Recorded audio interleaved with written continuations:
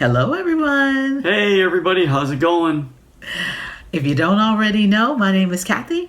My name is Tom. I almost forgot my name for a second. My name's Tom. And we're the Marvelous Donohues. Or am I Steven or Mark? Or someone else. Or someone else. Crazy you Not guys. Harrow. Yeah. Just a general disclaimer, not Harrow. Not Harrow.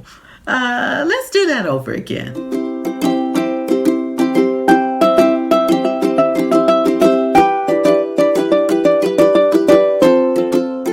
Hello, everyone. Hey, everybody. How's it going today? If you don't already know, my name is Kathy. My name's Tom. And we're the Marvelous Donohues. Marvelheads, welcome Welcome. to episode 6 of MOONKNIGHT. MOONKNIGHT. Welcome indeed, you guys. If you're new here, please hit the like button if you're liking what you're seeing, and then subscribe if you want to become a part of the Marvelhead family. Become part of our tribe, our family, and just everything in between. I don't know about everything in between. I don't know. I don't know about all that. Like and subscribe. Yeah. And I hit the bell. Ring The bell, I know. Before you get notifications. Yeah. And share this. That we come out with new videos. If you hit the notification bell whenever our new videos come out, we will definitely appreciate that if you do.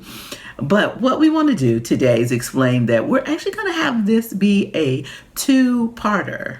A two-parter. Yeah. We don't do two-parters very much, and this was such a meaty episode. It was like 5, so very meaty. It was a lot. It was a lot in this episode, so we want to be able to take our time and cover as much as we can in the first episode, and then we'll finish up with the second episode. So, Tom, let's go ahead and get started with the recap. Where did we leave our heroes at the end of number 5? Okay, so we find Steven.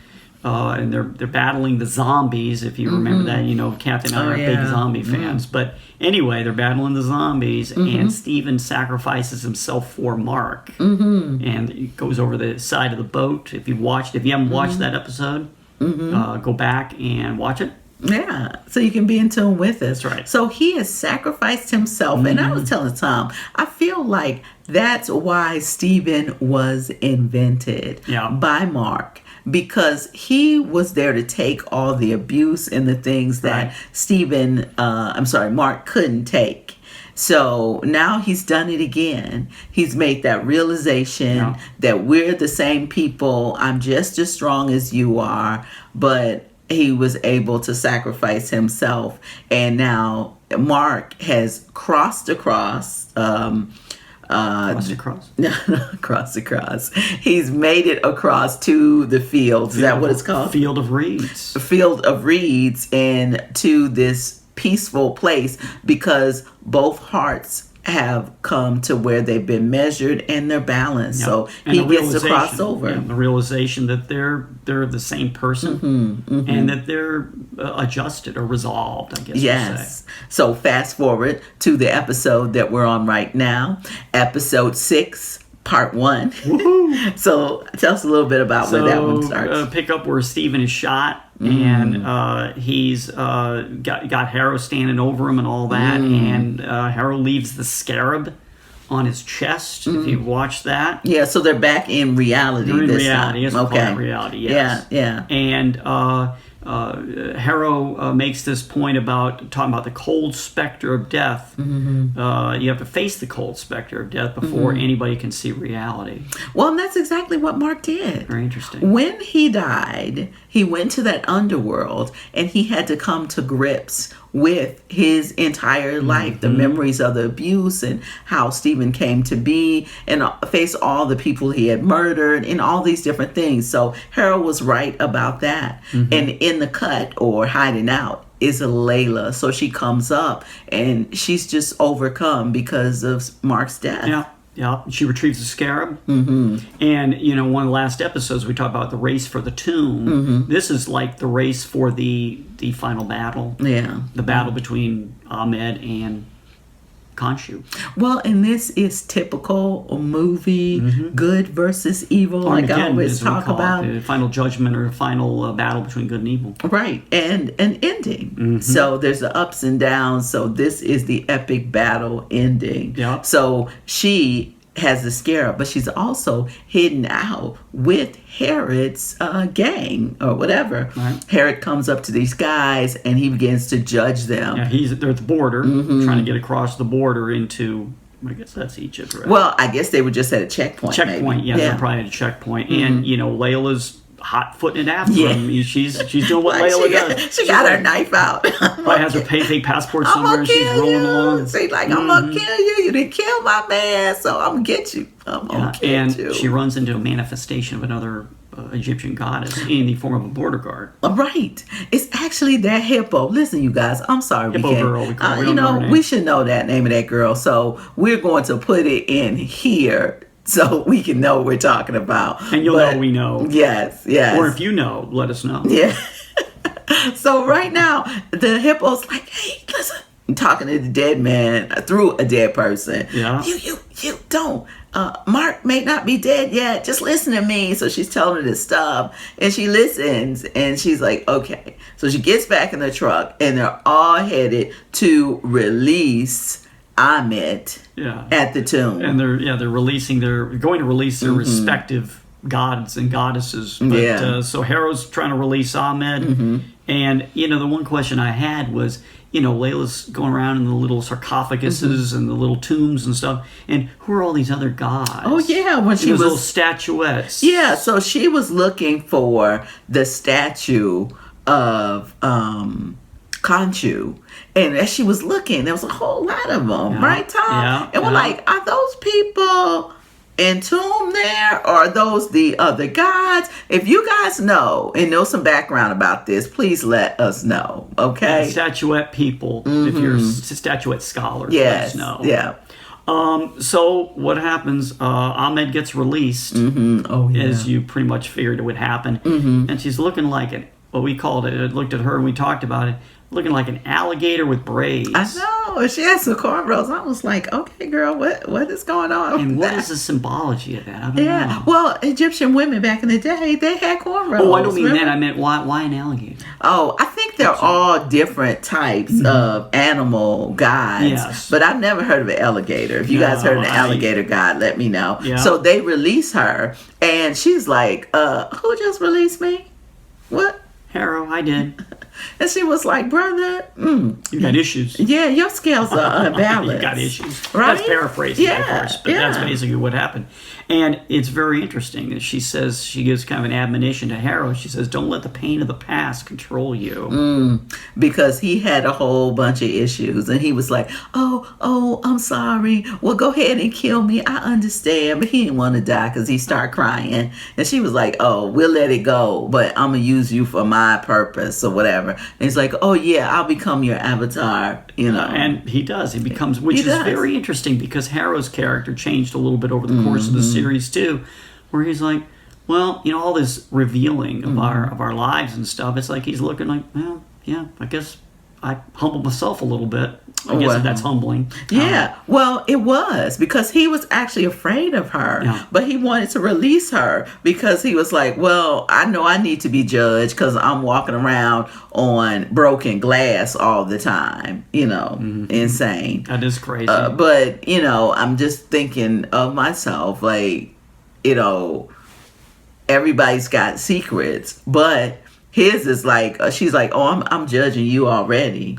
But he was willing to do whatever it took. But that's what it's like when you're in some kind of cult, because that's what it was. That's exactly what it was. And you let the evil, the dark side, I guess we'll use the Star Wars analogy, the dark side take you over. Yeah, and he did. So what happens on the other side of the coin? The other side is, of course, as you expected, Layla releases Khonshu. Yes. So...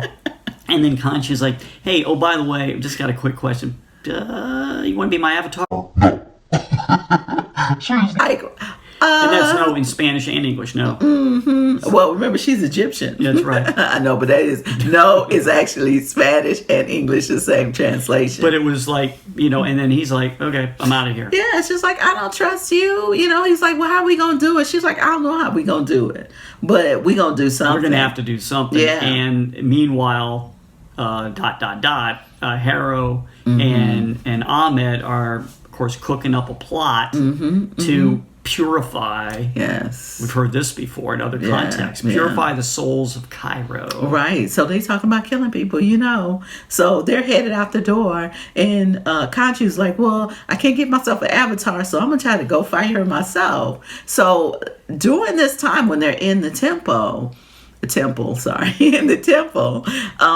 they're getting ready to rustle and toss it out, but Khonshu and Ahmed have a little conversation. It's like they used to be boyfriend, girlfriend or something. And that's what I thought. In one of the other episodes, I think I talked about that. Yeah. I thought maybe they were hooked up back in the day. So enjoy hooked up. Something. I'm like, okay. And Layla's in the back trying to figure things out, and the guy's like, one of the gods, Avatar, was dying. His last words like, we need more avatars, So she's like, when we gonna get more avatars? I don't think we need more avatars. I know, but too many already. But we're marching toward the Battle of Armageddon. Oh my good gosh. and evil. If either of these folks are good or evil, or both evil, as far as we can see. Yeah. But anyway, they're trying to Harrow and Ahmed are trying to purify the souls of Cairo, and then we flip backwards to the level of tranquility, the field of reeds, back to Mark. And he's talking to the hippo, right? Talking to the hippo, and she's saying the most obvious phrase or line of the movie or the TV series is, you don't need him being Stephen anymore.